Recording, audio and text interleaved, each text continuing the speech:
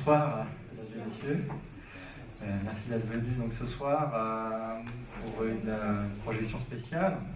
Pour en parler donc après la projection, nous aurons donc Georges Dufaux, qui est à côté de moi, qui est président de l'association des Amis du musée aussi de la Résistance. Vous êtes le fils du colonel Gilles et commandant des FTT Île-de-France. Et aussi, il y aura donc Charles Riondet, qui est auteur du livre Le Comité parisien et la Libération. Yves Maillard, moi je suis le réalisateur des films que vous allez voir, et la personne aussi qui a géré la collection de web documentaires. Je vous expliquerai un petit peu de quoi sont issus ces films, en fait, parce qu'on peut les voir sur Internet.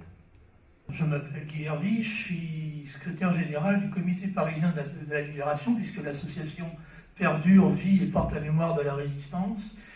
Et je suis un des organisateurs, coordonnateurs de la Journée nationale de la Résistance à Paris, qui est une journée qui porte cette mémoire tous les 27 mai, date de la première réunion du Conseil national de la Résistance, rue du Four à Paris, et je pense qu'on aura l'occasion d'en reparler.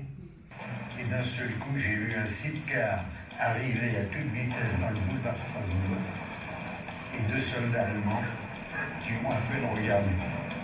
C'était le 14 juin 1940.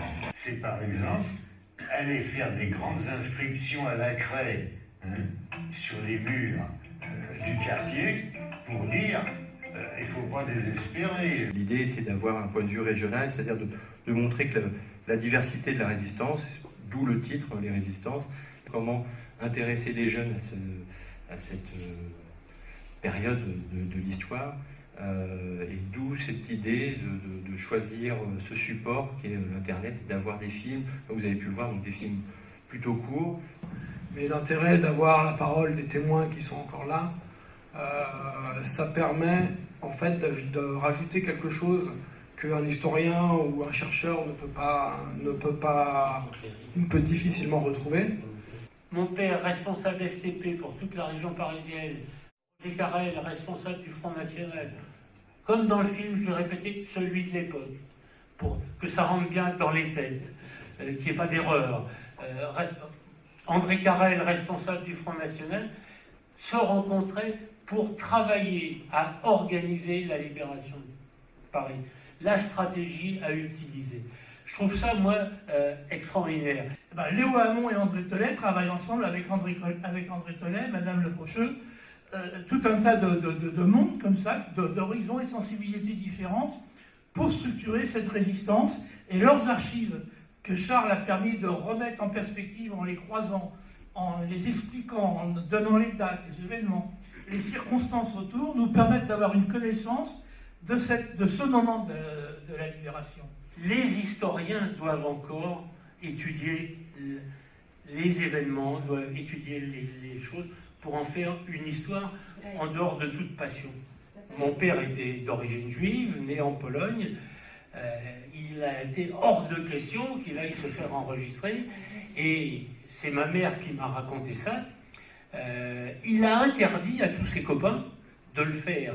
Mon père a interdit au père d'Alain Minc d'aller se faire enregistrer. Il me l'avait dit, c'est ton père qui m'a sauvé. C'est intéressant d'ailleurs, cette partie-là du débat, c'est sur résistance.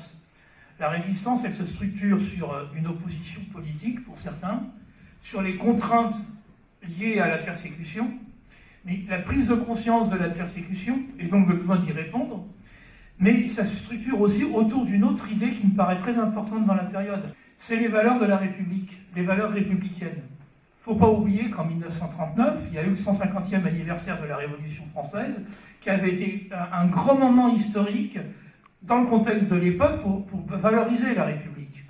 Et en face, ceux qui vont sombrer dans la collaboration étaient anti-républicains, ils voulaient abattre la gueuse. J'ai le sentiment que depuis quelques années, alors est-ce peut-être parce qu'on sent que la menace n'a pas complètement disparu, peut-être qu'elle est encore là, qu'on reparle un petit peu à nouveau de la résistance et notamment du programme du Conseil national de la résistance dont on nous dit qu'il est peut-être menacé et qu'il faut essayer de le défendre. Et moi, ce qui m'inquiète, je me répète, parce que c'est vraiment mon souci aujourd'hui, la disparition des témoins. C'est extraordinaire ce qu'ils ont à nous dire dans cette simplicité. Et ça, il faut absolument que les jeunes générations y aient accès dans les années à venir. Et la résistance, c'est ça, c'est avant tout une façon de défendre son point de vue par l'action. On n'a vu que des hommes.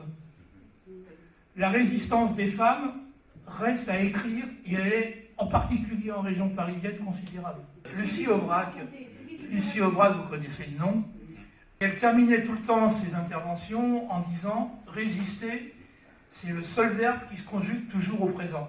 Il y a eu une loi du 19 juillet 2013 qui décide qu'il y a une journée nationale de la résistance qui sera le 27 mai, date de la première réunion du Conseil national de la résistance. En tant que parents, grands-parents, citoyens, qu'est-ce qu'on a non pas seulement à transmettre, mais qu'est-ce qu'on doit susciter comme réflexion qui permette à des jeunes de se construire en connaissant l'histoire de là où ils grandissent et comment se sont constituées les valeurs qui servent de repères.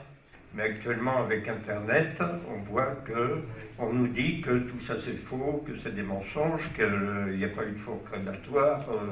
Chaque information, il y a des négationnistes qui sont immédiatement sur les réseaux pour mentir. Et donc, le travail d'historien pour les jeunes, je pense que ça devient difficile, quoi. Toutes les archives relatives à la Seconde Guerre mondiale sont disponibles et consultables pour tout le monde, pour le public en France. Ça fait seulement 2 ou 3 ans.